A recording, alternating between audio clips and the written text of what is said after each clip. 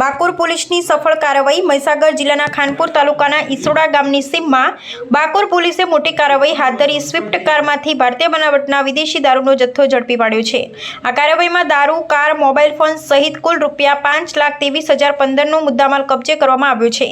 પંચમહાલ ગોધરા રેન્જના નાયબ પોલીસ મહાનિરીક્ષક શ્રી વિધિ ચૌધરી, મહીસાગર જિલ્લા પોલીસ અધિક્ષક શ્રી સફીન હસન તથા સંતરામપુર વિભાગના નાયબ પોલીસ અધિક્ષક શ્રી જીએલ ચૌધરીના માર્ગદર્શન હેઠળ બાકોર પોલીસ સ્ટેશનના પોલીસ ઇન્સ્પેક્ટર શ્રી જીવી પટેલે વિદેશી દારૂની હેરાફેરી રોકવા માટે ખાસ દેખરેખ ગોઠવી હતી।